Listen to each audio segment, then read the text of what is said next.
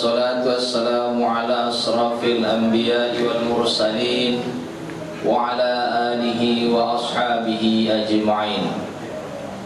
Puji syukur mari kita persembahkan kehadirat Allah Subhanahu wa taala atas berbagai limpahan rahmat dan karunia-Nya kepada kita, sehingga sampai saat ini kita dapat mengikuti kembali pengajian yang kita cintai ini, Majelis Ta'lim Al-Ittihad. Juga selawat dan salam mari kita sampaikan kepada baginda Rasulullah sallallahu alaihi wasallam. Allahumma sholli wa sallim wa barik alaihi, yang senantiasa kita harapkan syafaatnya nanti di yaumil akhir. Yang sama kita hormati dan kita muliakan Tuan Guru kita yang akan menjadi narasumber malam ini, yang sampai saat ini dapat informasi kami dalam perjalanan menuju ke pengajian kita ini atau ke lokasi masjid kita ini. Juga yang sama kita hormati dan kita muliakan pengurus pengajian Majelis Ta'lim Al-Ittihad, juga orang tua kita, hadirin wal hadirat rahimakumullah. Malam ini bertepatan malam Ahad tanggal 3 Zulhijjah tahun 1435 Hijrah, atau bersamaan dengan tanggal 27 September tahun 2014. Dan alhamdulillah malam ini merupakan pengajian kita yang ke-226 kalinya sejak berdiri pengajian kita ini. Dan sebagaimana biasanya sebelum pelaksanaan ini, mari sama-sama kita dengarkan pembacaan ayat suci Al-Quran yang akan dibacakan oleh qori kita nanti, Al-Ustaz Ahmad Abdul Rahim, yang merupakan qori tahun 70-an di Jawa Timur, dan saat ini sudah berdomisili di Sumatera Utara sejak masuk PTP 3 saat itu. Dan kepada qori kita dipersilakan.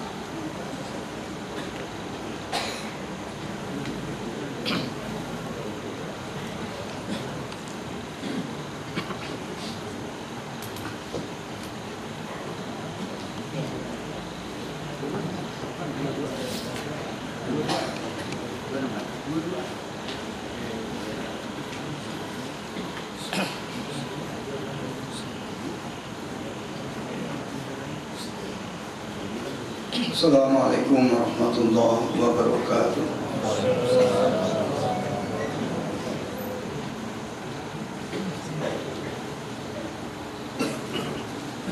A'udzu billahi minasy syaithanir rajim.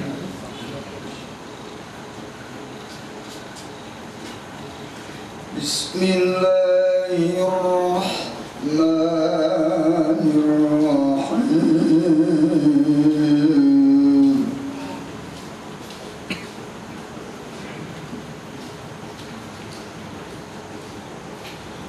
وَلَقَدْ أَوْحَيْنَا إِلَى مُوسَى أَنْ أَسْرِعْ بِعِبَادِي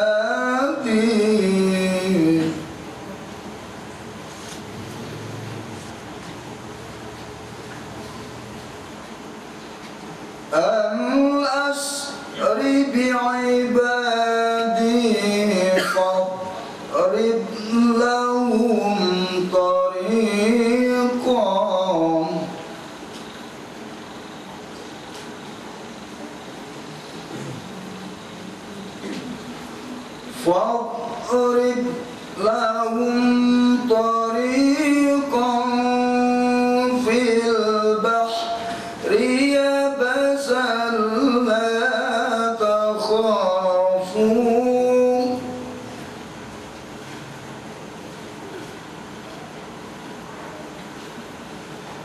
لا تخافوا دركا ولا تخشى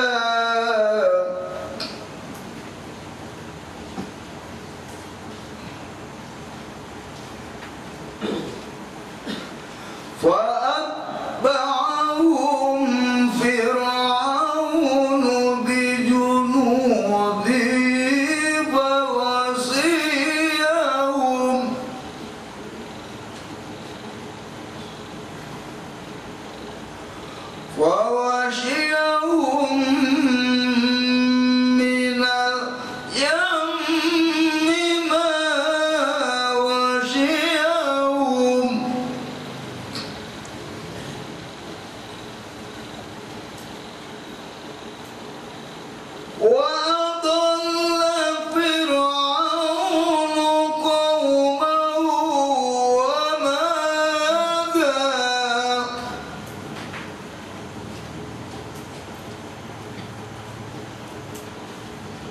Ya Bani Israil qad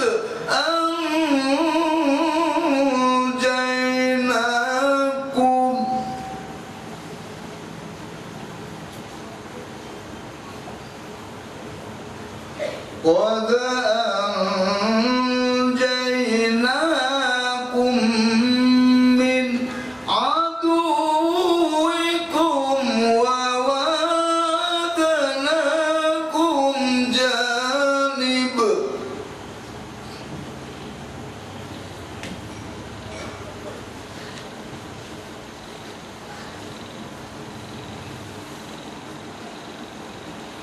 wa wa'adnakum janib turil ayman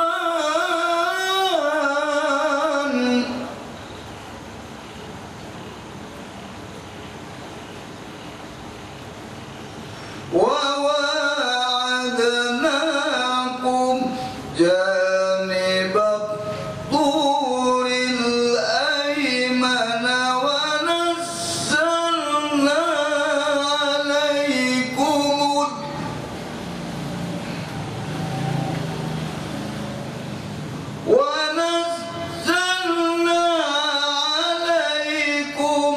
المن والسلوى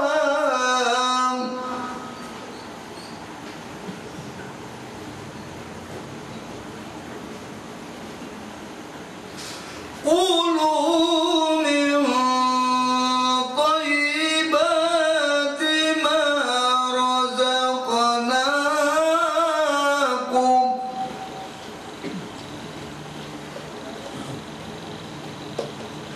ولا تطغوا فيه فيحل عليكم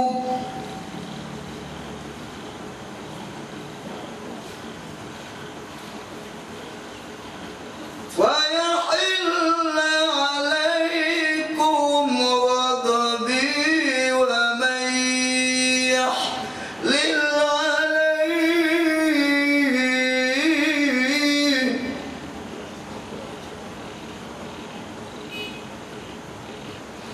ومن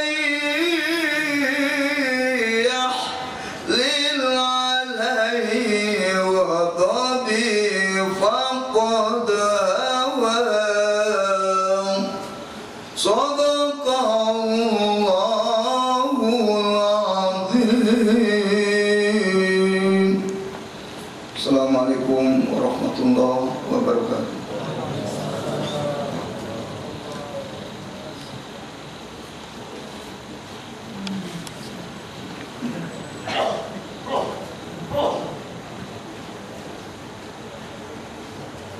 Terima kasih kita ucapkan kepada guru kita tadi yang telah membacakan ayat suci Al-Quran. Semoga pengajian kita malam ini mendapat berkah dari Allah Subhanahu wa Ta'ala. Amin, amin, ya Rabbal Alamin. Hadirin walaupun yang berbahagia, untuk selanjutnya adalah pembacaan selawat yang akan dipimpin oleh Al-Ustaz Iqbal Habibi. Kepada Al-Ustaz dipersilakan. Allahumma salli wa sallim ala Muhammadin wa ala ali Muhammad. Allahumma salli wa sallim ala Muhammadin wa ala ali Muhammad. Kama sallaita wa sallamta ala Ibrahim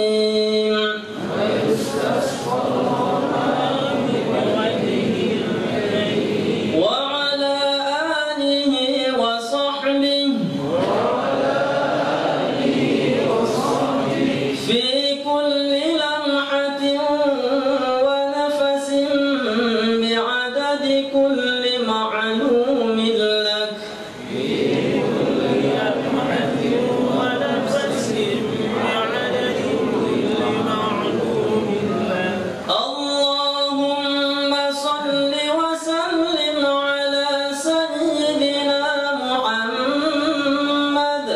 اللهم صل وسلم على سيدنا محمد صلاة تنجينا بها من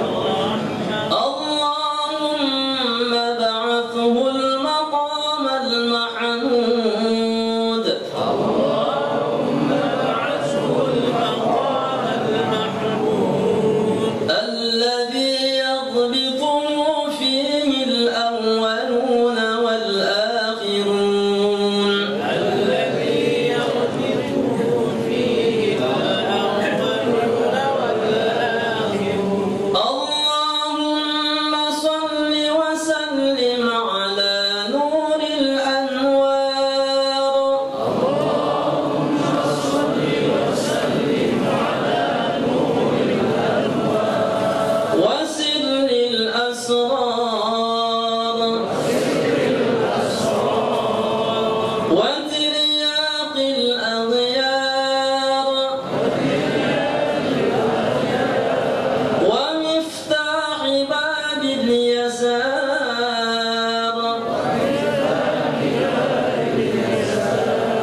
سيدنا ومولانا محمد المختار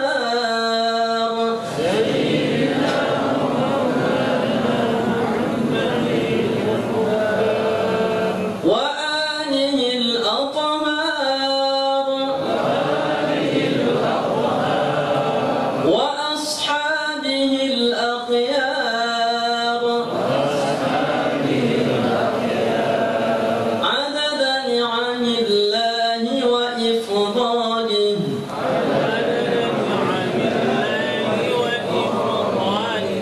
اللهم صل وسلم على سيدنا ونبينا وحبيبنا وشفيعنا وذخرنا ومولانا محمد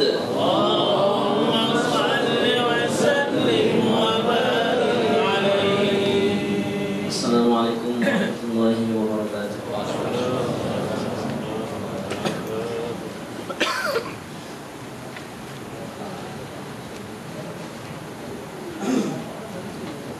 Terima kasih ucapan kepada Al Ustaz yang telah memimpin bacaan selawat. Semoga nanti di yaumil akhir kita semua dapat syafaat dari baginda Rasulullah sallallahu alaihi wasallam. Amin amin ya rabbal alamin. Hadirin wa hadirat yang berbahagia, alhamdulillah Tuan Guru kita, narasumber kita malam ini sudah hadir di tengah-tengah kita. Yang pertama sekali kita mohon nanti kesediaan Tuan Guru kita Al-Ustaz Haji Adi Sahara LCMA yang merupakan alumni dari Syria, yang malam ini materinya cukup aktual. Dalam waktu dekat kita akan masuki Raya Idul Adha. Jadi malam ini dengan topik atau judul At-Ta'yin dalam kurban. Jadi kaitan dengan kurban, barangkali malam ini merupakan kesempatan kita bisa nanti berdiskusi dengan Tuan Guru kita ini. Jadi At-Ta'yin dalam kurban, studi ilmiah dan inovasi fatwa.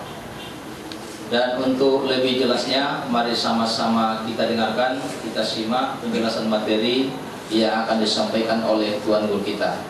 Kepada Tuan Guru kita dipersilakan.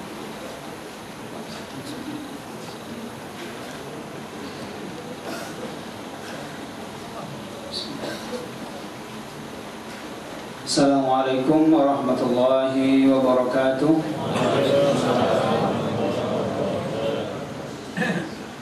Alhamdulillahi rabbil alamin, wa bihi nasta'in ala umuri dunya waddin. Wassalatu wassalamu ala ashrafil anbiya'i wal mursalin, sayyidina wa habibina wa qurrati a'yunina Muhammad ibn Abdullah wa ala alihi wa sahbihi wa man tabi'ahum bi ihsanin ila yaumil qiyamah, amma ba'd. Faya rabbi shrah li sadri wa yassir li amri wa hlul 'uqdatam min lisani yafqahuna qawli. Allahumma 'allimna ma yanfa'una wanfa'na bima 'allamtana wa zidna ilman ya 'alim. Yang kita hormati dan yang kita muliakan bersama, Fadilatul Ustaz Syekhuna wa Ustazuna Ustaz Hafiz Yazid hafizahullahu ta'ala wa ra'ahu wa tawwala umruhu wa ahsana hayatahu fid dunya wal akhirah.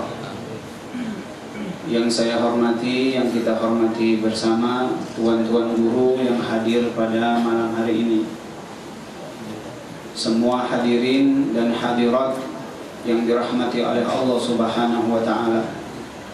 Pada kesempatan malam ini, insyaallah dengan izin Allah saya ingin mencoba untuk memberikan sebuah materi yang mungkin ini pembuka untuk studi ilmiah, walaupun tidak tuntas malam ini.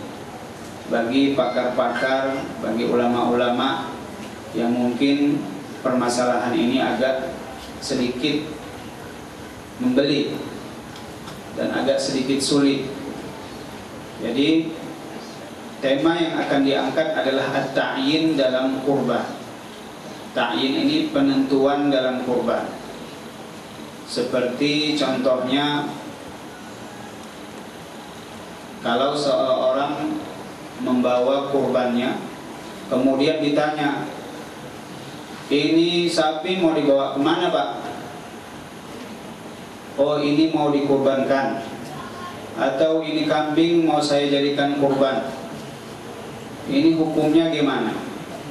Apakah hukumnya dia masuk hukum sunnah kurban, sehingga dagingnya boleh dimakan sama yang si pengkurban, ataukah sudah dimasukkan hukumnya ini hukum nazar, sehingga si pengkurban nggak boleh lagi makannya? Jadi setiap datang ditanya, Pak, ini kambingnya mau diapain, dikurbankan? Atau bilang, Ustaz, ini kambing saya dikurbankan. Hukumnya apa? Nazarkah? Atau ta'yinkah? Penentuan? Atau sunnahkah? Kali sebahagiannya pun masih baru dengar ini pembahagian seperti ini, makanya tolong kita bahas bersama. Jadi at-ta'yin dalam kurban studi ilmiah ini, studi ilmiah dan anotasi fatwa. Jadi fatwa sekarang ini yang saya dengar itu, kalau seandainya orang mengatakan, Ustaz, ini kurban saya, tahu ditanya mau dibawa mana kambingnya, ini Ustaz mau saya kurbankan, atau iuran tiap bulannya hingga sampai 1,5 juta untuk kurban, itu katanya ada yang sebahagian panitia mengatakan itu adalah nazar. Jadi gimana dagingnya? 7 orang atau 7 kerbau atau 7 lembu? Jadi dagingnya ini harus dipisah-pisah, jangan sempat si pengkurban makan dagingnya karena haram. Sejauh manakah ini? Sejauh manakah? Ustaz Ashraf ada di sana. Jadi kalau saya salah pun, saya udah punya Ustaz Hafiz Yazid, udah Ustaz Ashraf ada, teman-teman di sini. Jadi kalau salah tolong diinikan, dikoreksi nanti. Sebelum masuk ke sana, saya ingin memberitahu tentang definisi berkurban. Jadi berkurban menurut syariah Islam adalah hewan yang disembelih untuk mendekatkan diri kepada Allah Subhanahu wa taala, yang disembelih di hari penyembelihan dengan syarat-syarat tertentu. Itu sudah biasa. Sudah biasa. Jadi kalau sudah lewat masanya, tidak ada lagi penyembelihan kurban. Tidak ada lagi penyembelihan kurban. Hukum berkurban. Hukum berkurban menurut mazhab Syafi'i, bagi yang mampu hukumnya sunnah muakkadah. Menurut mazhab Syafi'i dan diikuti oleh mazhab Imam Malik dan Imam Ahmad. Adapun menurut mazhab Imam Abu Hanifah, hukum berkurban wajib bagi yang memiliki nisab zakat, walaupun uangnya tidak diperdagangkan. Yang penting kalau sudah nisab zakat wajib, sebagaimana zakat fitrah menurut Imam Abu Hanifah, wajib yang berzakat fitrah itu adalah orang yang memiliki nisab zakat. Bagi yang tidak memiliki nisab zakat, menurut Imam Abu Hanifah tidak wajib zakat fitrah. Adapun dalil yang digunakan oleh mazhab Imam Syafi'i adalah firman Allah Subhanahu wa taala, "Wal budna ja'alnaha lakum min sya'airillahi lakum fiha khair. Fadhkuru ismallahi 'alaiha shawaf, fa idza wajabat junubuha fakulu minha wa at'imul qani'a wal mu'tar. Kadzalika sakharnaha lakum la'allakum tashkurun."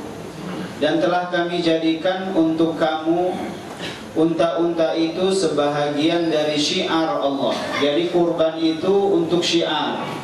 tujuannya diantaranya adalah untuk mensyiarkan agama Allah Subhanahu wa Ta'ala. Ini satu. Kamu memperoleh kebaikan yang banyak padanya, maka sebutlah olehmu nama Allah ketika kamu menyembelihnya. Jadi tujuan kurban juga untuk disembelih, dalam keadaan berdiri ataupun terikat. Kemudian apabila telah roboh, jatuh, disembelih, maka makanlah sebahagiannya dan beri makanlah orang-orang yang rela dengan apa yang ada padanya, dan orang yang meminta, baik itu orang yang lebih miskin, fakir, ataupun orang yang miskin.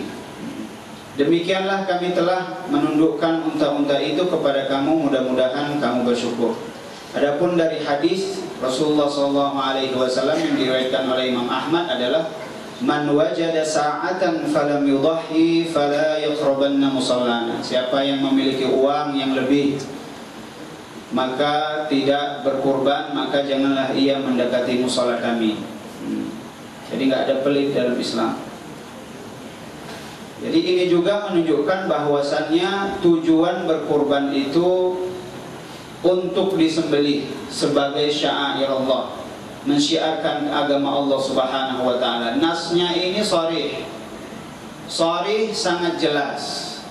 Jadi kalau seandainya di sana ada orang yang mentakwilkan bahwasannya kalau kurban itu nggak usah lagi disembelih, kita ganti saja dengan uang, kita kasih orang fakir miskin. Yang pertama, tidak ada ulama yang berfatwa membolehkan menggantikan kurban dengan uang ataupun kambing dikasihkan kepada fakir miskin tanpa disembelih. Sukutnya ulama ataupun kesepakatan ulama tanpa ada yang menyalahi dari mereka mulai dari beberapa abad, itu menunjukkan ijma. Kalau sudah menunjukkan ijma, maka kalaupun seandainya ingin menyalahi ijma, maka harus memiliki dalil yang dapat meruntuhkan ijma di atas ijma. Jadi nggak tahu entah dalil apa lagi di atas ijma. Itu muqaddimah. Sekarang kita akan masuk ke permasalahan yang agak lumayan inti, yaitu permasalahan jenis-jenis kurban. Ini yang mau akan kita bahas insyaallah, jenis-jenis kurban.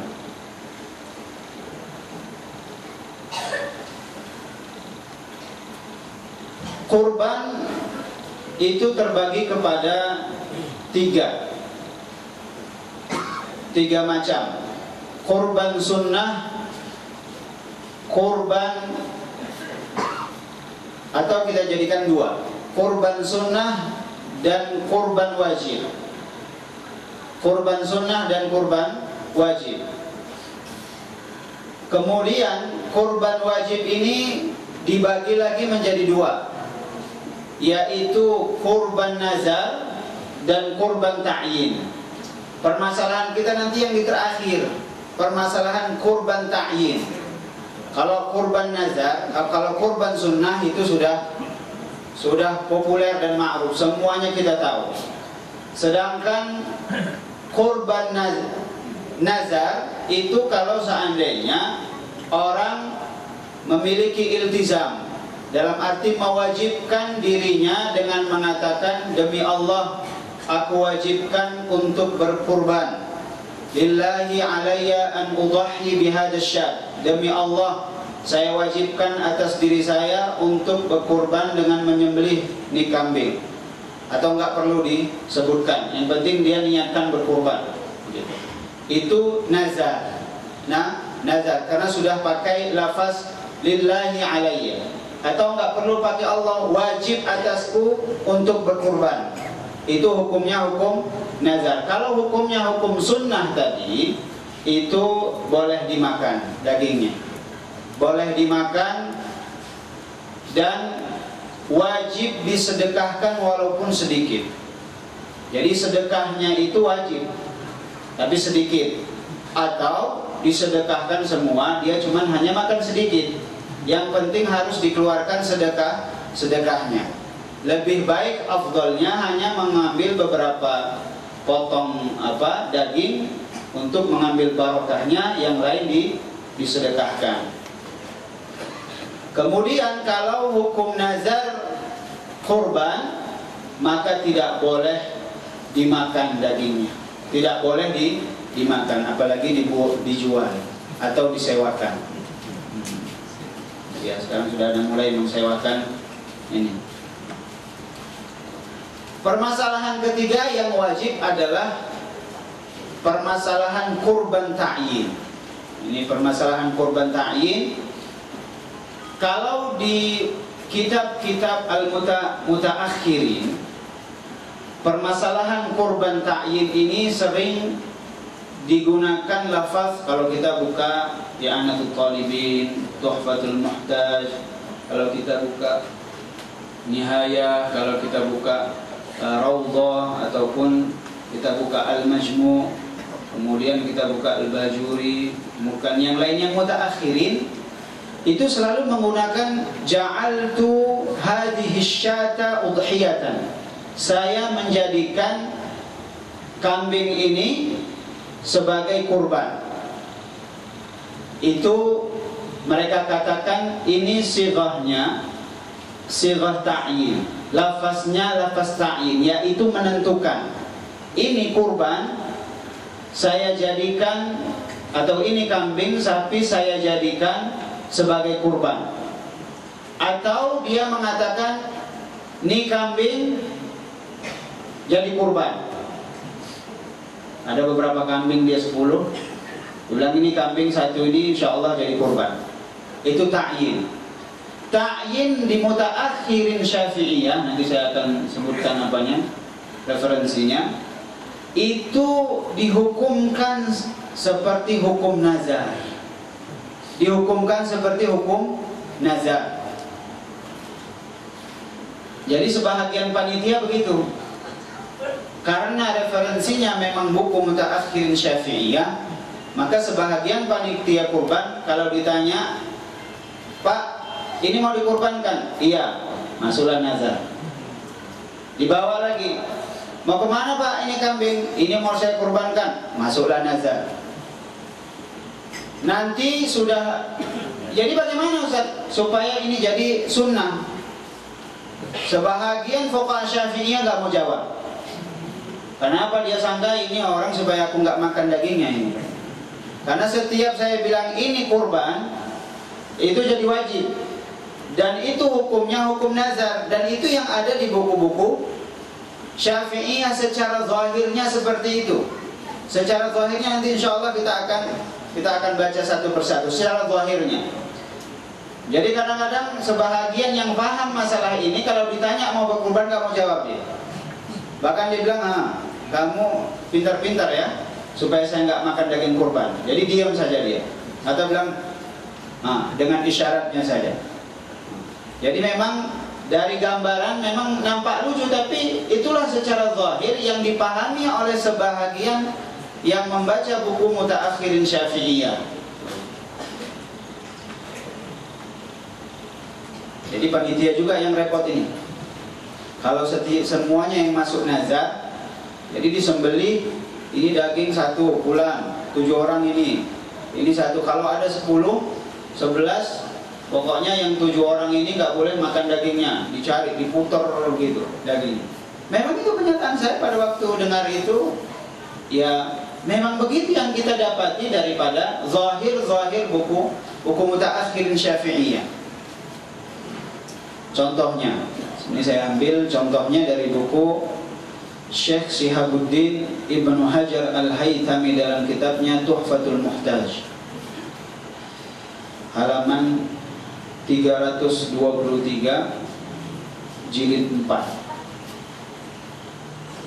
dalam masalah udhiyah. Faqal, ini Imam Nawawi yang ngomong, lillahi alayya demi Allah wajib atasku, au alayya, atau wajib atasku wa illam yakul lillah, walaupun dia tidak mengatakan demi Allah, enggak masalah.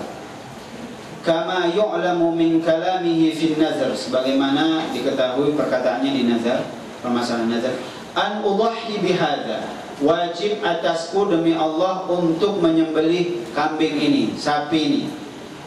Kemudian dia mengatakan begini, atau ja'altuha udhiyatan, atau saya jadikan kambing ini sebagai kurban. Atau hazihi au hiya udhiyatan, atau ini kurban, atau dia kurban. Makanya dari siap alur ceritanya, hukum saya jadikan ini kambing atau sapi sebagai kurban, itu menjadi hukum nazar. Satu,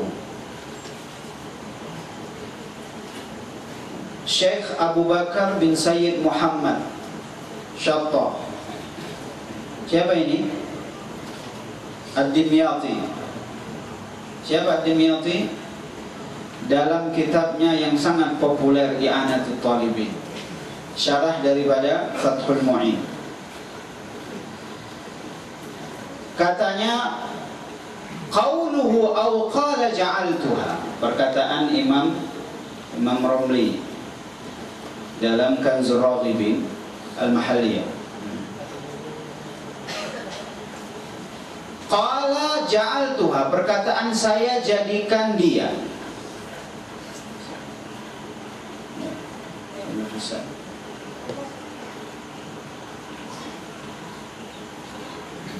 Makin enak kalau dekat guru besar kan di samping. Kalau ada salah, tapi saya tambah komentar, saya usah antum dulu di situ Ustaz. Kalau tadi di ujung sana nggak nampak, agak leluasa Ustaz.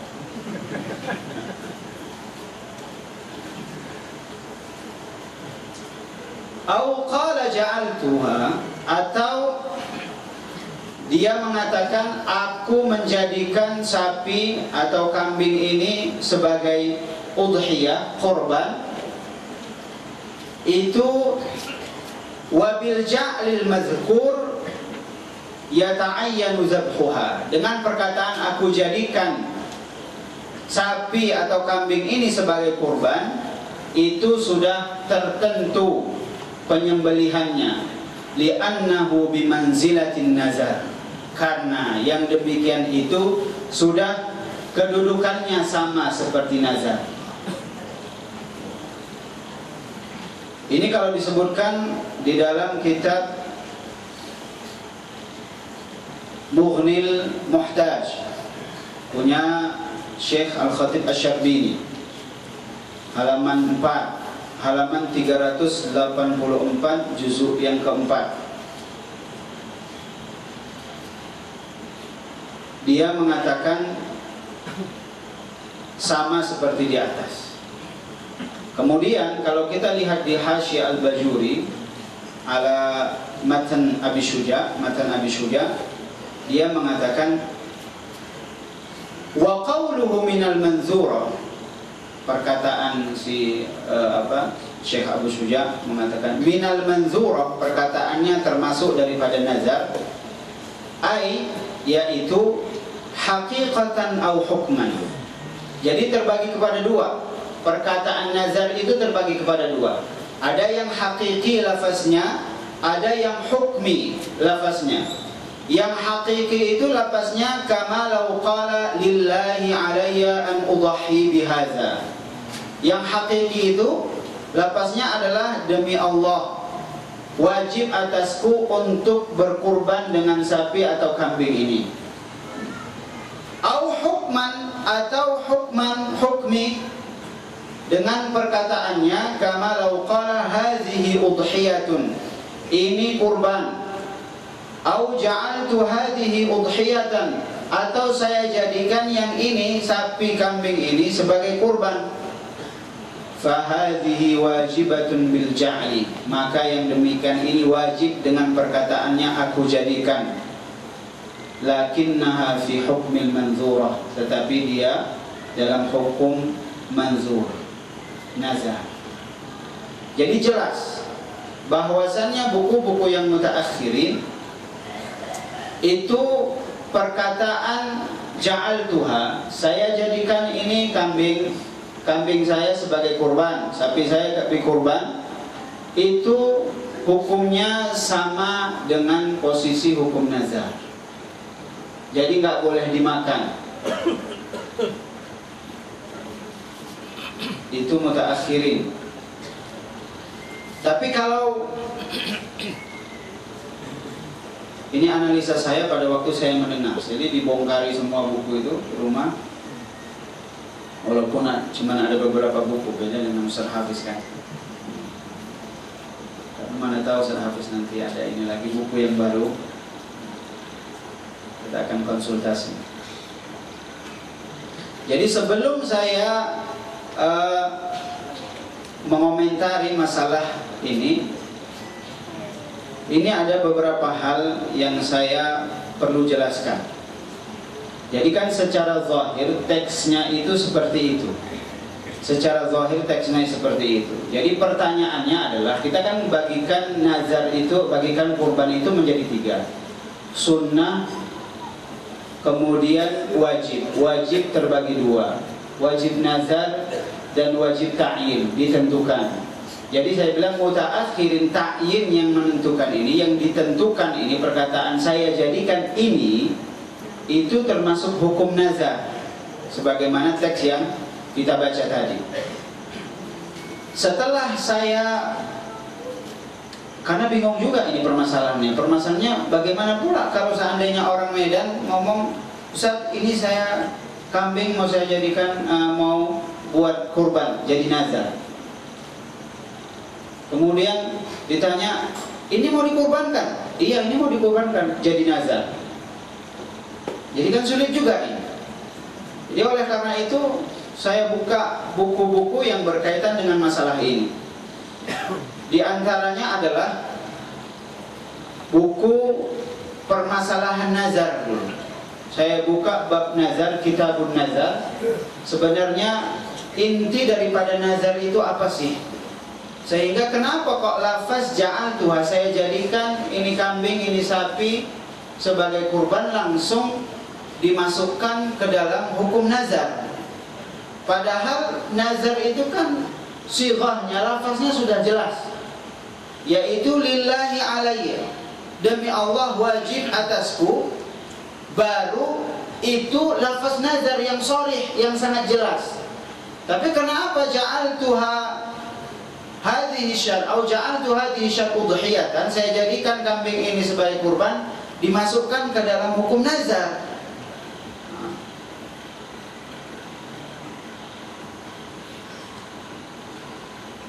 Saya nukil dari perkataan Syekh Ahmad Bik Al-Hasani.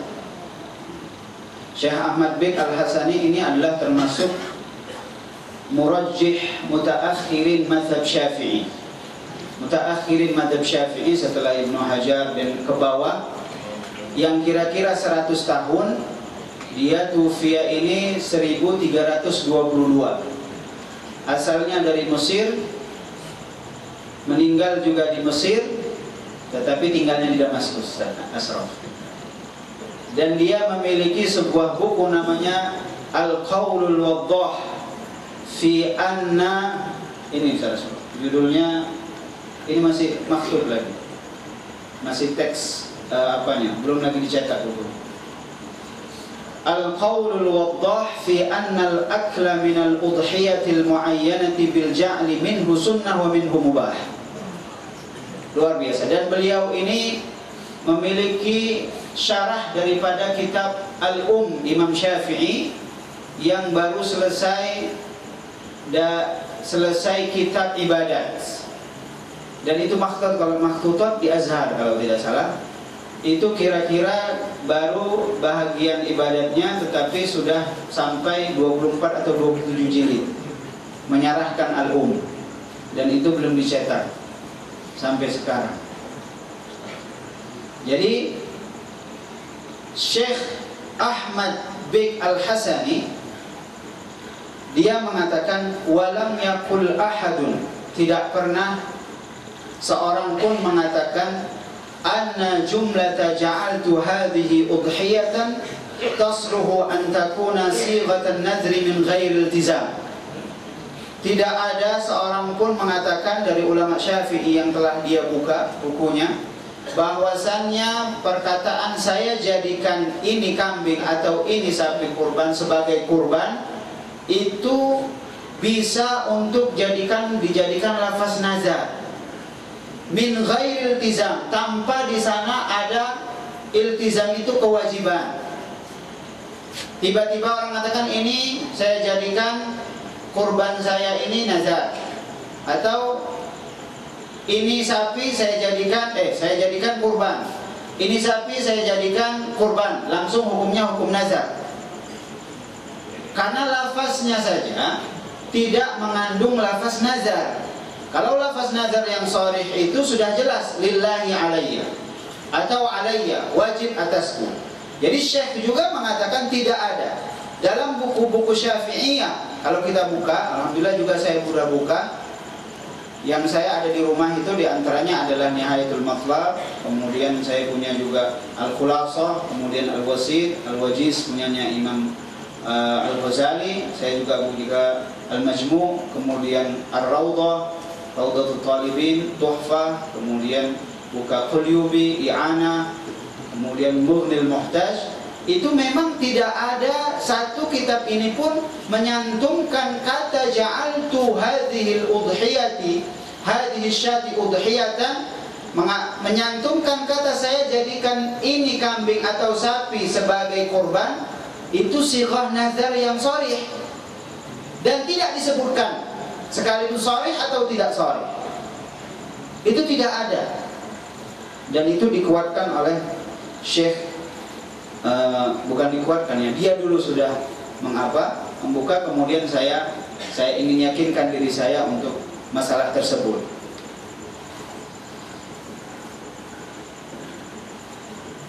Karena sighah yang digunakan untuk nazar itu yang dikatakan oleh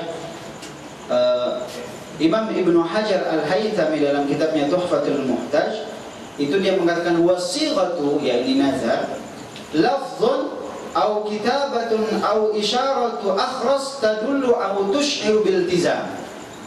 Jadi sighah nazar, lafaz nazar itu harus ada lafaz ataupun tulisan ataupun isyarat orang yang bisu, tidak bisa ngomong, yang menunjukkan atau mengisyaratkan memang itu memiliki kekuatan lafaz itu untuk suatu kewajiban. Seperti lillahi alayya, wajib atasku. Dan itu kita jumpai di buku-buku mutaakhirin.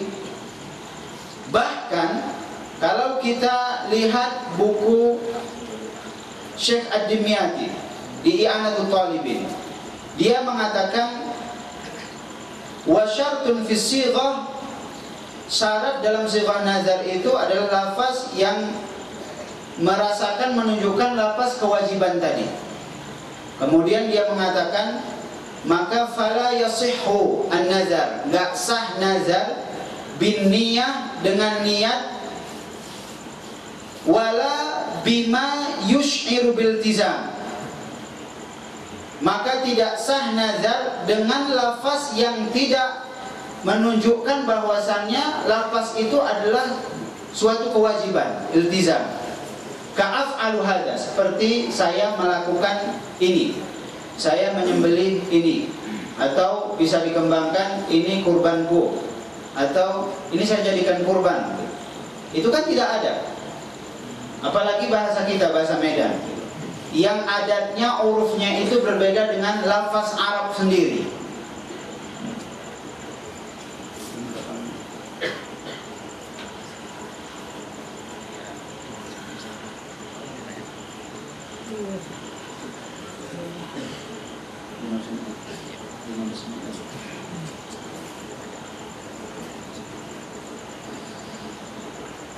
Bahkan saya nggak puas, jadi saya buka bukunya Nihayatul Matlab, punya Imam Juwaini. Jadi Imam Juwaini sendiri mengatakan idza kadara ar-rajul, kalau seandainya laki-laki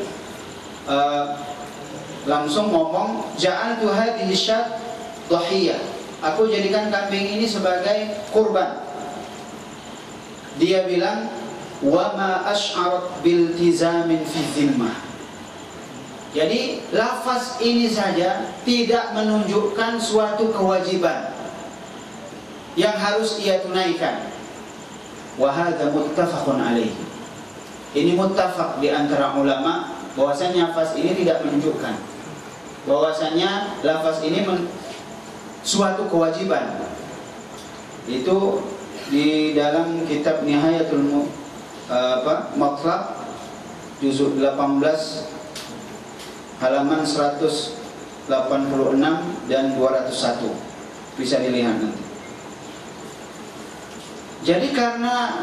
Jadi kita bingung juga permasalahannya, kenapa kok ini perkataan seperti ini dijadikan oleh ulama-ulama kita yang sangat luar biasa seperti Ibnu Hajar dan yang lain-lainnya, dijadikan bimanzilatin nazar, dijadikan kedudukannya seperti nazar. Jadi kan permasalahannya seperti itu. Jadi setelah saya lihat hawashi daripada Tuhfatul Muhtaj punya Syekh Syarbini dan Ibnu Qasim Al-Ubadi, dia mengatakan bahwasannya Ibnu Hajar ini ngomong, nanti saya ngomong juga, saya bicarakan juga masalah ta'liqnya Syarbini, Syahwani. Warada Ibnu Hajar Al-Haytami dalam dalam tuhfahnya, warada ada ja'altu hadhihi udhiyah, saya jadikan ni sapi ni kambing sebagai kurban, au hadhihi udhiyah, atau perkataan ini kurban, fa innaha tajibu fihima, dengan ini perkataan ini wajib pada keduanya. Dalam arti kalau ada orang ngomong dua dengan lafaz ini wajib dijadikan sebagai kurban, ilhaqan lahuma, jadi sudah sama hukumnya, dikiaskan kepada keduanya bitahrir wal waqaf, dengan masalah tahrir, pemerdekaan hamba, dan wakaf, masalah wakaf. Jadi kalau ada bilang ini hambaku merdeka, sudah merdeka hambanya, ini tanahku jadi wakaf, ini jadi wakaf. Jadi perkataan itu sharih, dia mengatakan seperti itu, Syekh Ibnu Hajar.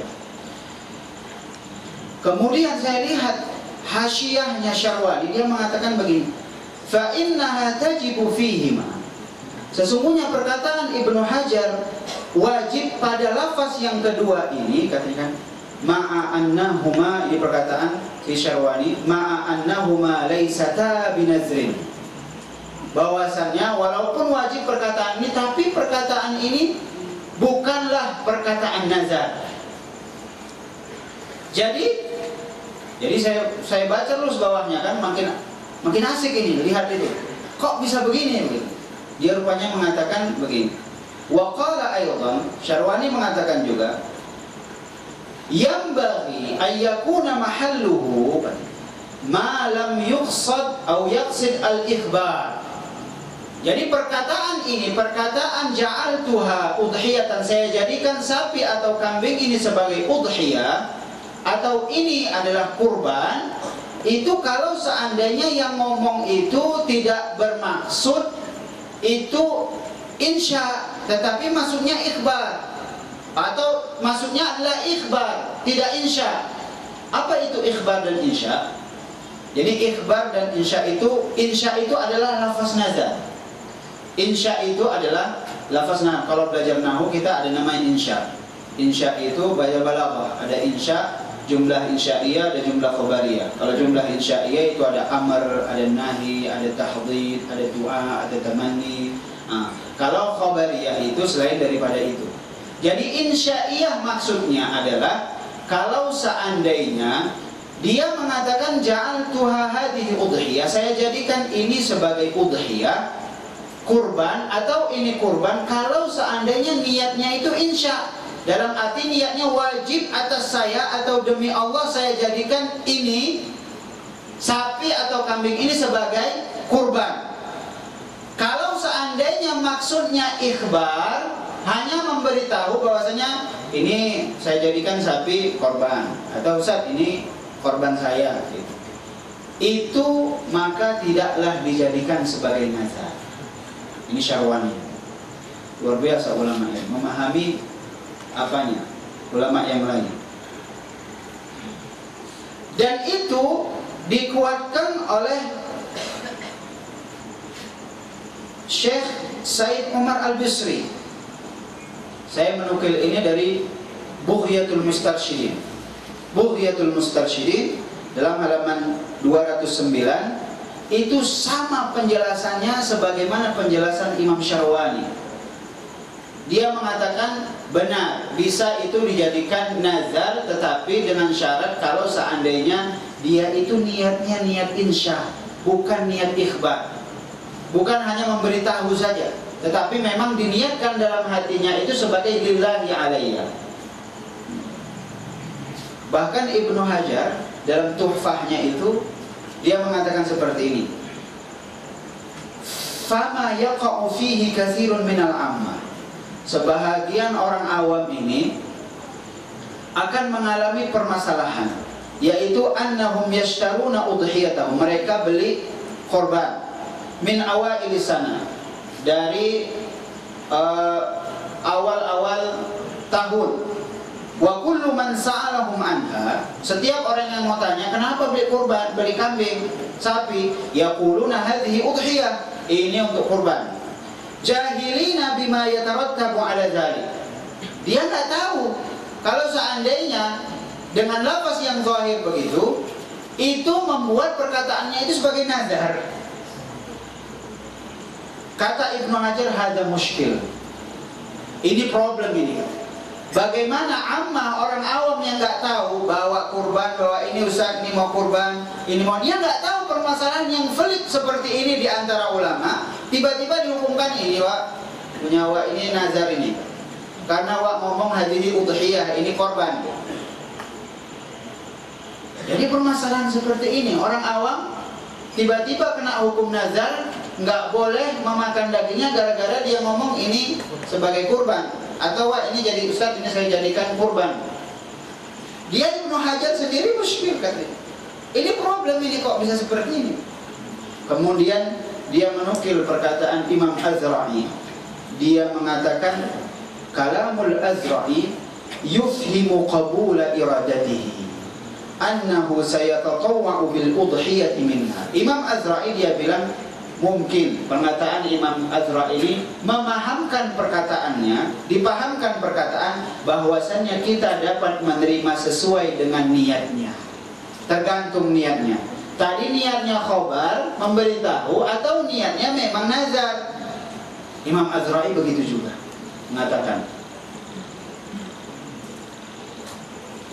Ya, ini sudah selesai belum lagi? Oh belum. InsyaAllah 5 menit.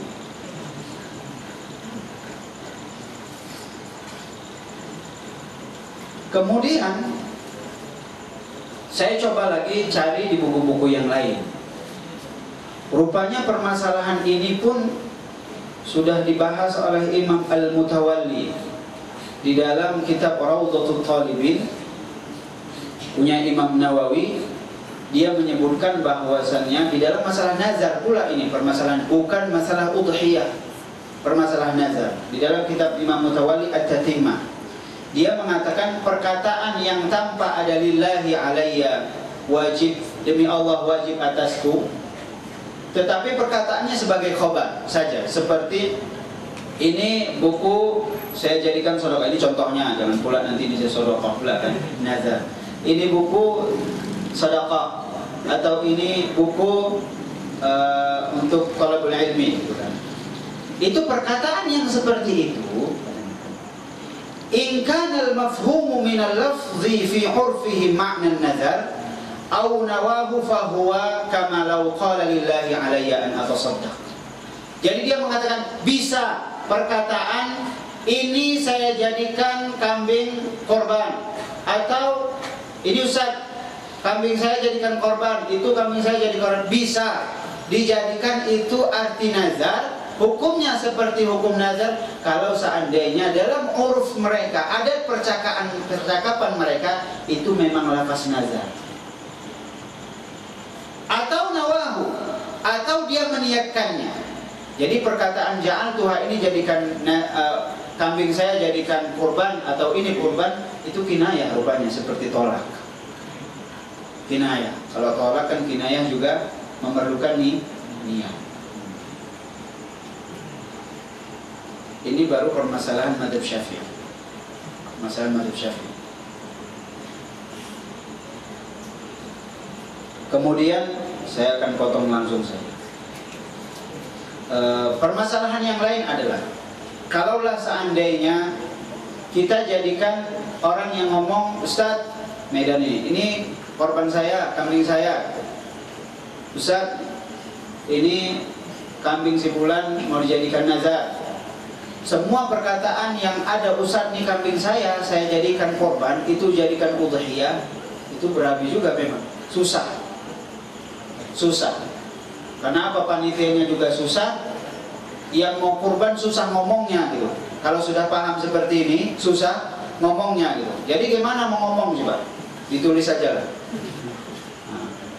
Jadi kalaulah seandainya kita tidak memakai mazhab Syafi'i tadi, kalau kita katakan udahlah kita hanya pakai mutaakhirin saja, yang takwil tafsir tadi yang Syarwani dan Azra'i dan yang nggak usah kita pakai, kita pakai i'anah, pegang saja, pegang i'anah, mengatakan bahwasanya kalau dia mengatakan ini kambing saya untuk kurban maka kena nazar, karena sebagiannya kan ada hanya saya pakai sabil muhtadin, nggak mau pakai yang lain. Saya sebagai i'anah, yang lain nggak mau pakai. Sudah yang muhtamad sama saya, nggak masalah. Oke, nggak masalah. Cuman kita lihat juga permasalahannya. Kalaulah seandainya fatwa ini yang seperti ini kita aplikasikan ke real, ke masyarakat kita, kemudian masyarakat kita kan jadi susah permasalahan ini. Jadi kalau seandainya masyarakat dengan fatwa jadi susah, maka itu kan yu'addi ilal ma'al ghairu marghubin syar'an. Jadi itu akan menjerumuskan masyarakat kita melakukan hal kurban, itu akan sulit.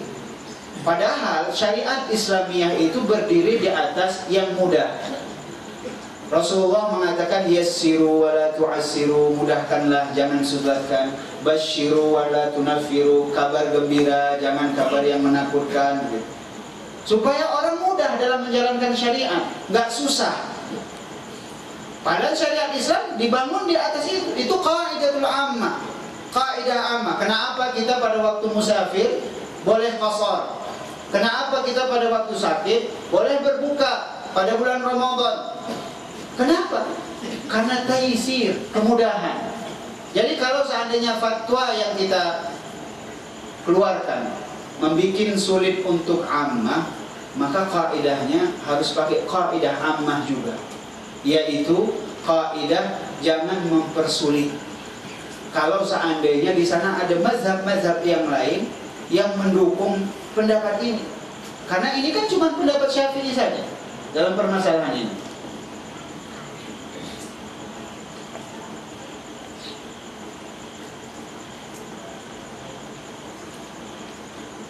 Kemudian permasalahan yang keempat, ini permasalahan yang terakhir insyaallah. Jadi kalau dilihat di dalam kitab Al-Majmu', itu perkataan bahwasannya memakan daging nazar, memakan daging nazar ini, memakan daging nazar, kurban nazar. Kalau memakan daging nazar menurut Imam Syafi'i itu ada 3 pendapat di dalam Majmu'. Yang pertama, dagingnya haram, tidak boleh dimakan bagi si pengkurban. Ini qaulul ashah, perkataan yang paling ashah dalam mazhab Syafi'i. Kalau perkataan yang sahih yang kedua itu adalah boleh dimakan. Adapun perkataan pendapat yang ketiga dibedakan antara hadi dengan udhiyah, dengan nazar. Jadi Sehingga dalam mazhab Syafi'i sendiri, nazar saja itu masih ada pendapat yang sahih, yang dalilnya itu tidak dhaif, dalilnya kuat. Tetapi sebab menurut ulama kita Syafi'i itu yang lebih kuat lagi tidak boleh dimakan.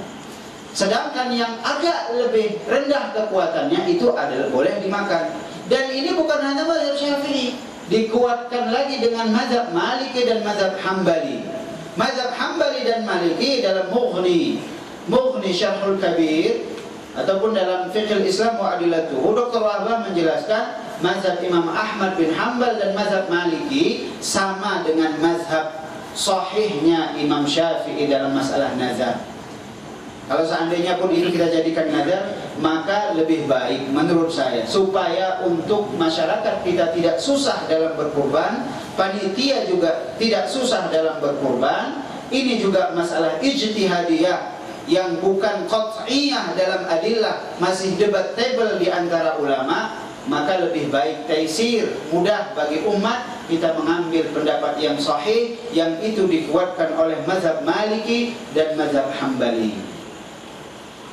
Mungkin untuk referensi siapa yang mau mengcopy juga, ini ada buku permasalahan ini lebih pelik, sebenarnya lebih susah daripada yang saya bawakan ini. Walaupun agak susah yang saya bawakan, ini lebih susah lagi.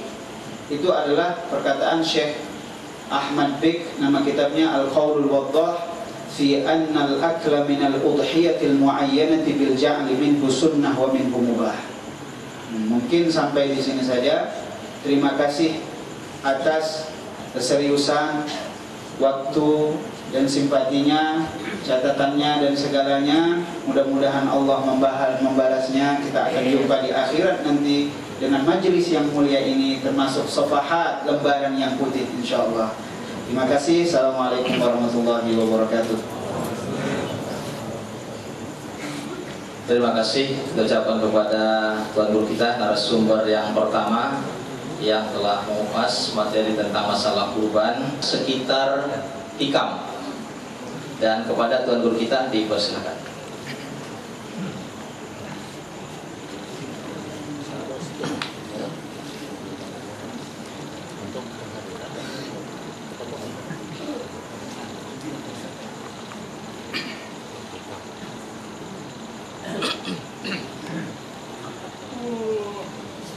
Assalamualaikum warahmatullahi wabarakatuh.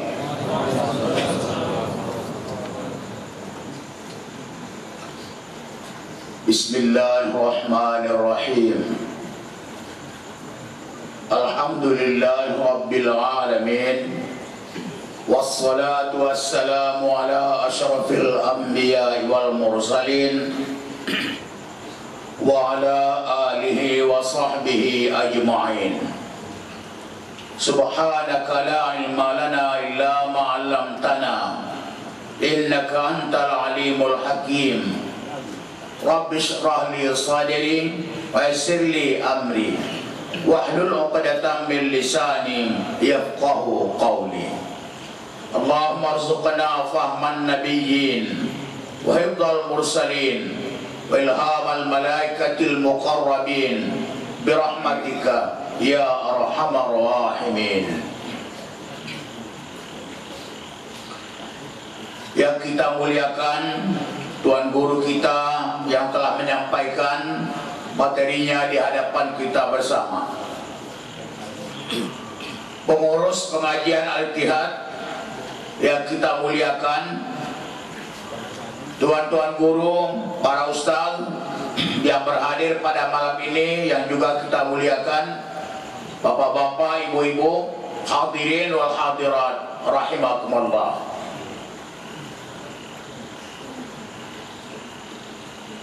Kajian kita pada malam ini mengambil salah satu mutiara hikmah yang disampaikan oleh Al-Imam Ibn Athaillah As-Sakandari rahimahullahu ta'ala.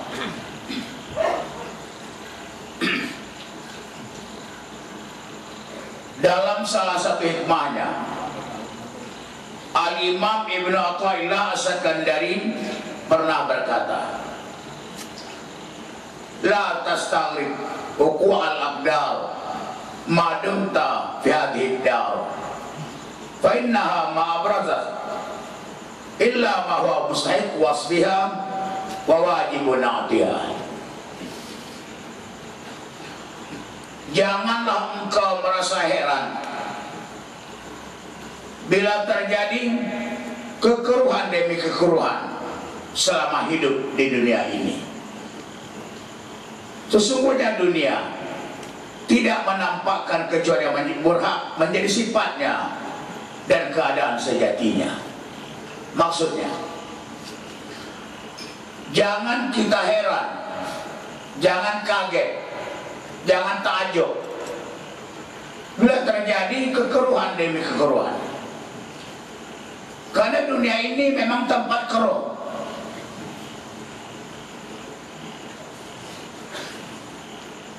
Jadi kalau terjadi kekeruhan, kesulitan, kepayahan selama hidup di dunia, wajar.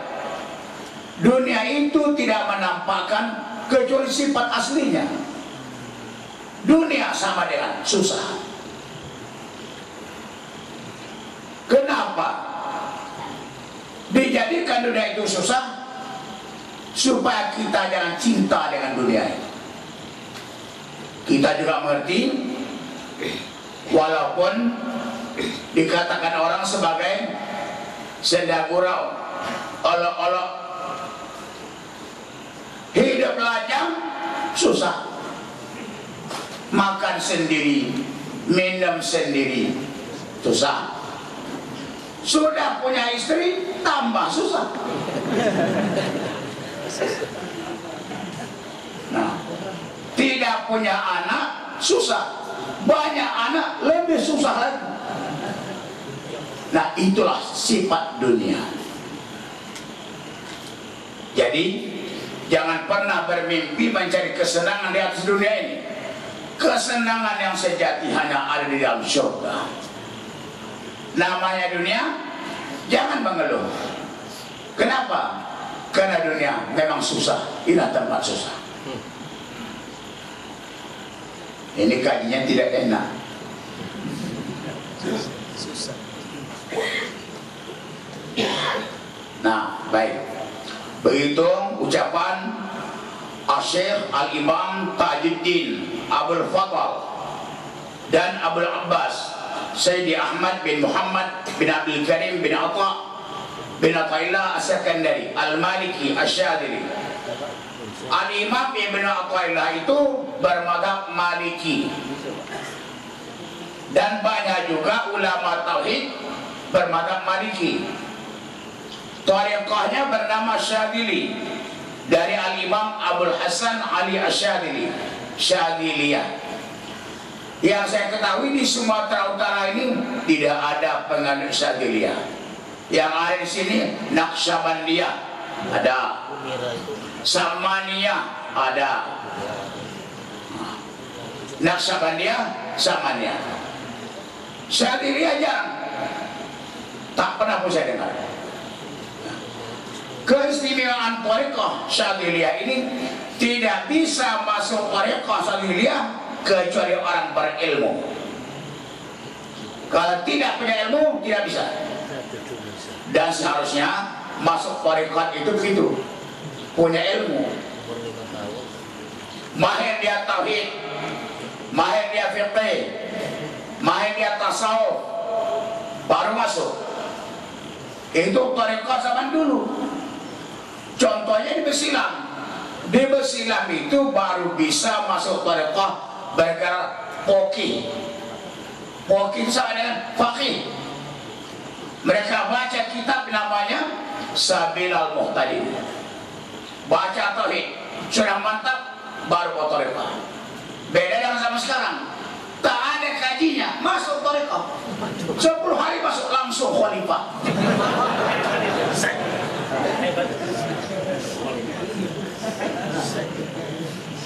Nah, itu thariqah Syadziliyah tadi.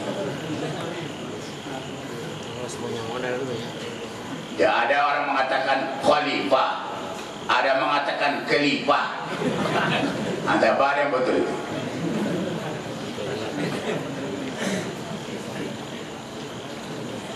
Baik, apa maksud ucapan Al-Imam Ibnu Athaillah tadi? Kitab Al-Hikam ini luar biasa. Kata Faqih Al-Bannani, "Kanat hikamu Ibnu Athaillah an takuna wahyan." Hampir hikam Ibnu Athaillah itu wahyu, hampir. Kalau salat boleh dibaca selain Al-Quran, cukuplah hikam menjadi bacaan salat. Itu pujian. Nah, bukan sebenarnya pujian saja. Bagi orang yang fanatik dengan Al-Hikam, Al-Imam Ibnu Athaillah As-Sakandari. Nah, pertama kita lihat dahulu penjelasan Asy-Syaikh Asy-Syarqawi. Nama lengkap beliau Asy-Syaikh Abdullah bin Hijazi bin Ibrahim Asy-Syarqawi, wafat 1227. Dalam kitabnya Syarhul Hikam, beliau mengatakan sebagai berikut: janganlah engkau merasa heran bila terjadi kekeruhan, gelisah, susah yang menyebabkan alyar. Alyar itu sama dengan akdal, debu, sama itu dengan kekeruhan tadi. Kalau terjadi itu jangan heran, jangan heran. Jadi umpamanya banyak kejadian yang tidak mengenakan. Anak ujian tidak lulus, mencari kerja tidak dapat, pusing kepala, jangan pusing. Tidak lulus, tidak dapat, dari memang cocok lah itu, dunia tempatnya. Kalau di surga mana ada yang lulus? Jadi jangan cepat kita panik, stres. Nah, kalau bisa tak usah stres. Tapi saya bukan stres lagi, stroke malah. Nah, kemudian karena dunia itu tidak menampakkan kecuali sifat aslinya, sifat yang mustahik bagi dia, yang lazim bagi dia. Apa aslinya itu? Adanya makari dan masyak, ada keseruan, kesusahan, masyakkah, kesulitan. Itulah hidup di dunia ini. Betul. Lapar perut susah, makan kita kenyang susah juga. Ingin dibuang lagi makanan tadi. Jadi bahagia sebenarnya tidak ada di dunia ini, tak ada.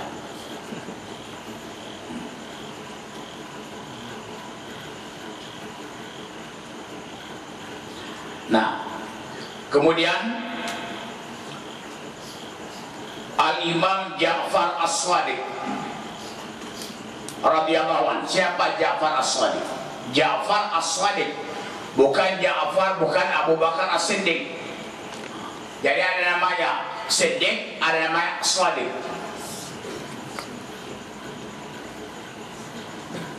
Karena masih sedikit kitab yang saya baca, saya baru tahu siapa Ja'far Shadiq. Sungguh luar biasa. Setelah saya tahu, saya baca di dalam kutipan kitab Al-Hikam tadi, Abu Thalib punya anak namanya Ali. Ali punya anak yang terkenal Hasan Hussein. Hussein itu punya anak namanya Ali Zainal Abidin. Ali Zainal Abidin itu punya anak. Inilah Ja'far Shadiq. Luar biasa. Oleh orang Syiah, ini dibuatnya salah satu imam mereka. Ada dua orang, dua nama. Nama ini merugikan. Misalnya Ibnu Taimiyah bermadzhab Hambali, tetapi Ibnu Taimiyah merusak Hambali. merugikan mata kembali. Karena banyak fatwanya aneh-aneh. Dan Ja'far As-Shadiq ini dianggap mereka imam mereka, Syiah tadi, merugikan pada dirinya. Padahal beliau orang alim luar biasa. Termasuk ayahnya tadi Ali Zainal Abidin, luar biasa. Termasuk Hussein, apalagi Imam Ali karramallahu wajhah, luar biasa. Nah, kata Ja'far As-Shadiq radhiyallahu anhu, jangan lupa radhiyallahu anhu bisa dipakai untuk sahabat Nabi, bisa juga dipakai untuk ulama. Tidak salah. Yang biasa rahimahullahu ta'ala. Kata beliau, man talaba ma lam yukhlaq as'aba nafsahu wa lam yurzaq. Siapa mencari sesuatu yang tidak dijadikan, dia melelahkan dirinya, membuat capek dirinya, dan tidak akan diberi rezeki. Ditanya orang, apa itu Tuhan? Ar-raha fid dunya, senang di dunia. Artinya, jangan cari senang di dunia, tak dapat. Yang selalu dapat payah, susah. Jadi pada malam ini susah kan kita. Nah, jadi kesenangan di dunia itu sesuatu yang tidak dijadikan, tak dijadikan Allah. Jangan dicari. Kalau dicari, lelah kita dibuatnya, capek. Umpamanya orang cari uang, siang malam pikirannya uang, duit aja dalam pikirannya. Lumayan orang awam, ini yang duit dalam pikiran itu ustaz pula.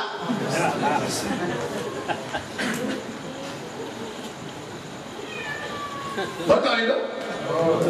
Betul pula itu. Yang malam pula. Jadi jangan cari kesenangan di dunia. Itu memang tidak dijadikan. Nah, sewajarnya seorang murid apa ini? Murid itu artinya orang yang berkeinginan ingin sampai kepada Allah. Saya pun murid. Semua kita ini murid, bukan murid sekolah. Nah, murid. Sewajarnya bagi seorang murid bersifat shadiq, dia jangan berpaling sampai terbit padanya syamsul ma'rifah, matahari ma'rifah. Jadi kemudian syamsul ma'rifah tadi bisa menghapus adanya ayar dan hilang segala akdar bimusyahatil azizil ghaffar. Dengan musyahadah kepada Allah Subhanahu wa taala hilanglah segala kekeruhan, debu, semuanya menghadap Allah taala. Jadi dunia tadi penuh dengan kesulitan, kesusahan. Jangan cari dunia, kemudian kepada Allah taala. Nah, kalau begitu apa yang dikatakan dunia? Apakah kita ini perlu miskin semua? Tak boleh kaya, punya mobil, tak boleh. Punya Honda, punya televisi, jual semuanya. Apakah bisa begitu? Nah, kenyataannya Rasulullah SAW memakai kendaraan yang paling bagus pada masa itu. Berarti Nabi kita itu tidak suka yang miskin-miskin. Keadaannya bagus. Istilahnya kalau sekarang kendaraan Nabi itu Mercy, Ustaz naik Mercy.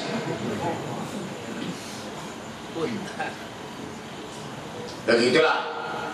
Bukan mobil danga-danga, bagus, mulus.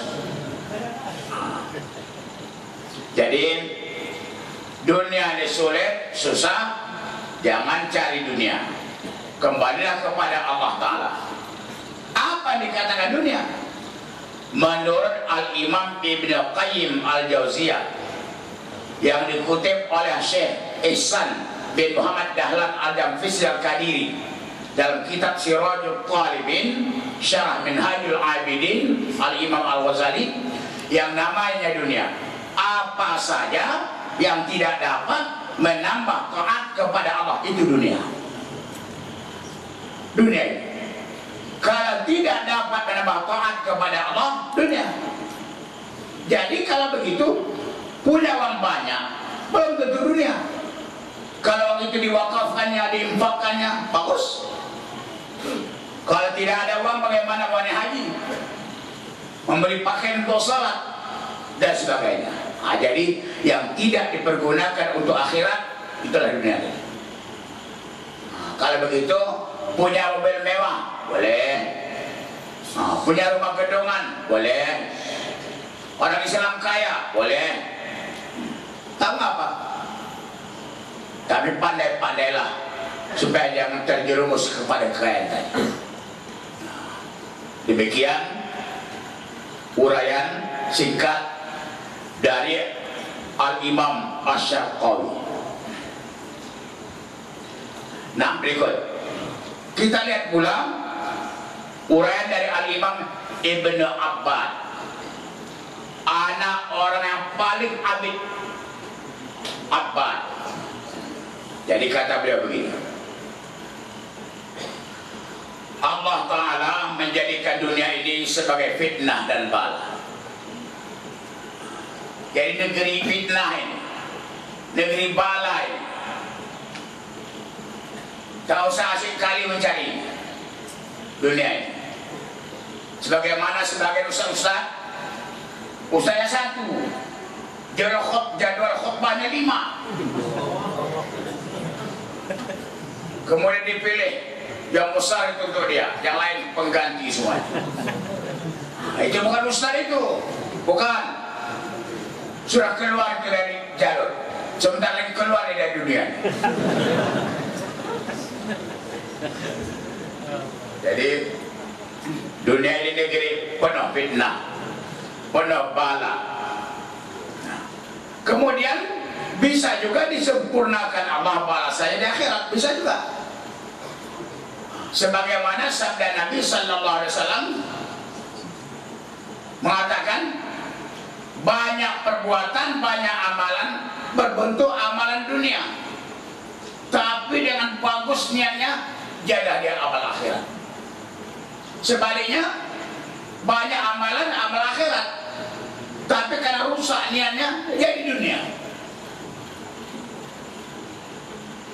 Jadi dunia. Beramal tak ikhlas. Ada istilahnya menunjukkan kemampuan. Kalau sholat depan orang tertib, depan orang bagus, pakai baju, rukuknya mantap, sujudnya hebat. Tapi kalau sholat sendiri dia lintang pukang. Itu orang tak betul itu. Sama dengan kalau depan orang pakai jilbab bagus, tapi nanti lain pula kerjanya. Bisa orang ini kalau tadinya pakai jilbab, sekarang tidak, bisa tak kenal kita. Karena wanita pakai jilbab itu bahasa kita jilbab lah. Lain wajahnya, dibukanya lain pula wajahnya. Jangan begitu. Sekali pakai tetaplah dipakai sampai aku mati. Istiqomah sedikit. Tapi saya pakai baju begini bukan karena hebat, enggak. Karena senang saya pakai ini. Masuk udah tak ada diikat-ikat lagi. Kalau pakai sarung kan diikat-ikat. Ini tidak. Lempang aja.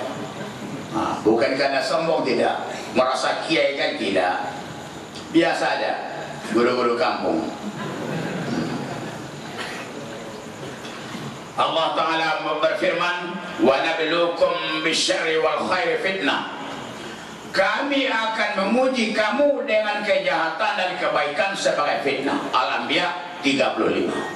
Jadi ujian kepada kita ini bisa kebaikan, bisa juga keburukan. Buruk baik. Mana lebih sering orang binasa, celaka, diuji dengan kejahatan atau diuji dengan kebaikan? Kebaikan. Kebaikan, betul. Betul. Banyak orang rusak karena kaya. Lihatlah sekarang ini. Tambah dibuat lagi KPK, tambah banyak korupsi. Sekarang ini giliran gubernur saya pula masuk KPK, Gubernur Riau. Jadi itulah. Jadi coba ada kebaikan, ada banyak orang tak tahan senang. Sehingga kadang-kadang pangkatnya bukan main. Menteri Agama, kan hebat itu. Menteri Agama pula lagi. Bisa tersangka. Itu hebat coba dunia. Uang kita pun karena tidak jatuh ke sana karena kita dari sana. Nah, kalau kita dulu di sana lebih hebat lagi.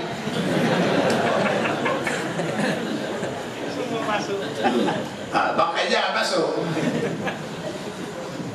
Jadi diuji dengan kebaikan. Kejahatan juga miskin. Kalau miskinnya banyak orang sabar. Makan ala kadarnya sekedarnya bisa. Tapi kalau kaya tak bisa ditahan. Nah, kemudian setiap orang beramal menyalahi syahwatnya atau sesuai dengan syahwat. Pasti ada orang cocok dengan syahwatnya, ada orang tak cocok dengan syahwatnya. Jadi mestinya tidak cocok, jangan cocok. Kalau cocok dengan syahwatnya, apa jadinya? Jadi jangan cocok, dilawanlah. Nah, jadi kemudian ada yang disenangi, ada yang dibenci, ada yang diperbuat, ada yang ditinggalkan. Dan kesimpulannya sama dengan yang tadi. Dunia adalah tempat kebencian, dunia adalah tempat kesulitan. Dari sanalah terjadinya akdal, segala kekeruhan dalam dunia ini. Jadi mudah-mudahan kita sadar lagi. Sadar. Apa yang tersadar?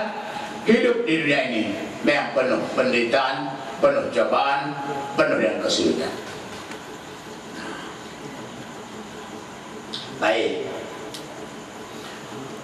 Maka jangan engkau heran bila terjadi seperti ini. Seperti ini yang diterangkan tadi. Berkata sebagian hukama. Apa katanya? Ya, kita lihat. Di dalam Mutiara Hikmah yang lain, Al-Imam Ibn Athaillah As-Sakandari mengatakan, innama ja'alaha mahallan lil aghyar wa madinan li wujudil aqdar tazhidan laka fiha. Ini yang kita sebut di awal tadi. Sesungguhnya Allah jadikan dunia ini tempat aghyar, kemudian ada aqdar. Kenapa? Supaya engkau zuhud terhadap dunia. Zuhud terhadap dunia. Halal ambil, haram jangan. Timbul pula istilah pada zaman sekarang. Kalau sekarang tahu sesuatu halal lah, yang haram pun bayar. Ya Allah, mana pula haramnya? Yang halal masih banyak, yang halal asal kita mau. Dan yang haram pun diambil. Apalagi yang syubhat. Syubhat itu pun tak bagus diambil. Kalau sudah terbiasa pada dasarnya, yang syubhat itu tidak dilarang pada dasarnya, tidak haram. Tetapi lama kelamaan kalau mengambil yang syubhat pasti jatuh pada yang haram. Yang kita makan, yang kita minum, istilahnya sekarang ini, contoh bumbu masak, penyedap rasa. Siapa yang tidak tahu? Penyedap rasa itu sanksi kita memakan, tapi dimakan juga. Bagi orang yang berpantang kali, berpantang di rumahnya. Kalau orang pesta, dimakannya juga. Sulit. Barangkali orang pun berpikir, kalau begini, payahlah masuk surga itu. Memang payah. Memang payah masuk surga itu. Siapa kata mudah? Sehingga hadis Nabi ada mengatakan, kalau ada penduduk satu kampung 1000 orang, 999 calon neraka, hanya satu calon surga. Jelas ini. Kalau ada kita ini 1000 orang, semuanya masuk surga. Amin. Jamaah Ittihad itu.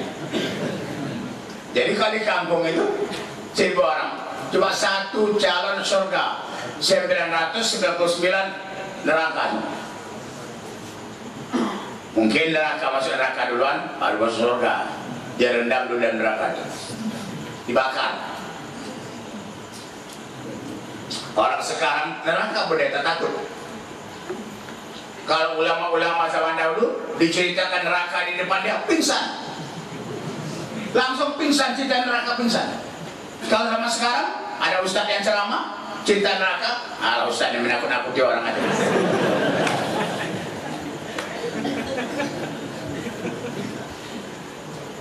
Katanya neraka itu menakuti orang. Nantilah baru tahu deh. Kemudian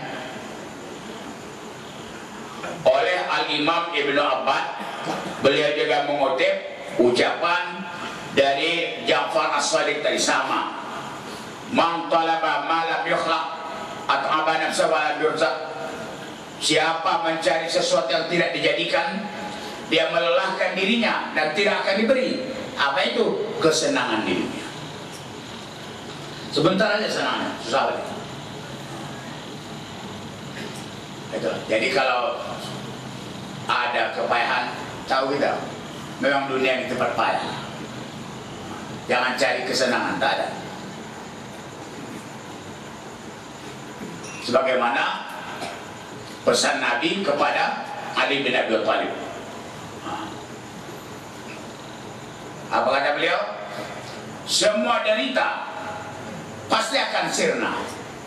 Derita yang tidak sirna hanya ada dalam neraka bagi orang-orang kafir. Semua gembira pasti akan berakhir. Gembira yang tidak berakhir hanya ada surga. Jadi kalau begitu kita ini bercita-cita dan berusahalah mencari surga. Surga. Jangan cari dunia ini. Apalagi korupsi. Payah itu. Kadang-kadang orang korupsi itu tidak berpikir ya. Dia udah tua, makan gula pantang, makan daging pantang, semuanya pantang. Untuk apa dia korupsi? Nanti mati dia. Kalau dia meninggal dunia atau mati sama meninggal mana bagus? Mati, betul? Jangan lupa itu mati itu bagus. Inna sholati wa nusuki wa mahyaya wa mamati. Mati.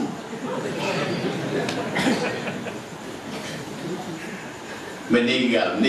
Coba baca kalau subuh besok dibaca meninggal. Inna sholati wa nusuki wa mahyaya meninggal.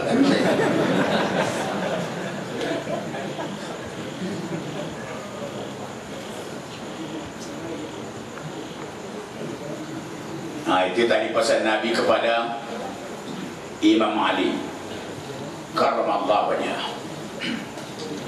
Nah, sebahagian bulagha mengatakan multamis salama fi daril matalif wal ma'atif kal mutagharid mudamarrid ala mazahifil hayat wa madabbil aqarib. Mencari keselamatan di negeri yang penuh dengan kerusakan, sama seperti berjalan di jalan ular merayap atau di tempat kalajengking. Tempat ular merayap, kalajengking, mana ada keselamatan situ? Nanti gigit ular pak ya? Tak ada lah. Kalau begitu bersiap-siaplah menghadapi susah. Sekali-sekali senang, maunya senang, tapi senang sebentar. Tak ada lama itu. Nah, kemudian Abdullah bin Mas'ud radhiyallahu anhu pernah berkata, "Ad-dunya kulluha umum, fabakana minha fi surur fawaribih." Dunia itu semuanya gelisah, susah, kata beliau. Nah, apabila ada orang mendapatkan kesenangan, kegembiraan dalam dunia, maka itu berarti keuntungan baginya. Dapat untung itu. Biasa susah, dapat senang, itu untung. Jarang dapat itu. Jarang dapat orang yang soleh, taat, takwa, hidupnya senang, kaya. Jarang dapat. Yang biasa, kalau orang yang taat soleh, hidupnya sederhana. Kalau orang maksiat, durhaka kepada Allah, mobilnya Mercy. Kalau ustaz taat, apa beda? Naik sepeda ya. Adalah.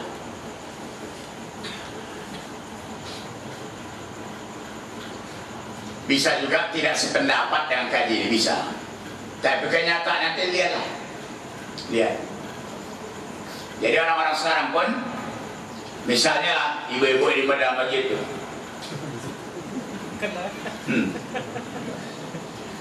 Kalau ada anaknya perempuan, datang orang meminang anaknya.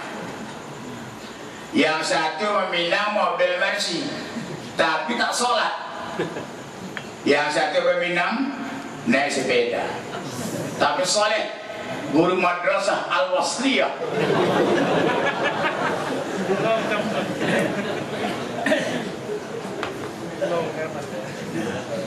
Yang mana ibu pilih? Mercy apa sepeda?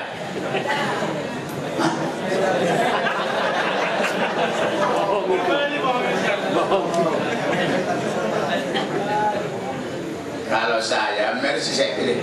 Pilih Mercy, suruh dia sholat.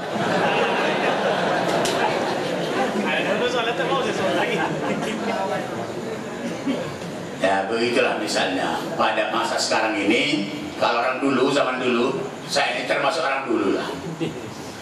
Datang orang meminang, pandainya si anu itu mengaji. Ini bapak orang dulu.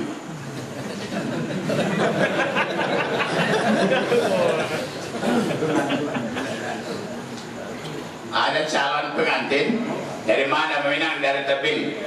Pandai dia mengaji. Mengapa mengaji? Tanya. Aneh rasanya kita ini umat Islam tak bisa mengaji. 3-2. Kita kembalikan kepada narasumber dan saya minta kepada al-ustaz kita Adi Suara LCMA untuk memimpin doa pada malam ini. Terima kasih kepada Tuan Guru kita yang menjadi narasumber malam ini, dan mudah-mudahan sampai saat ini kita dalam keadaan sehat walafiat, dan mudah-mudahan insyaallah kita akan bertemu kembali pada 2 minggu yang akan datang. Dan sebagai penutup pengajian kita ini adalah doa yang langsung dipimpin oleh Tuan Guru kita narasumber yang pertama.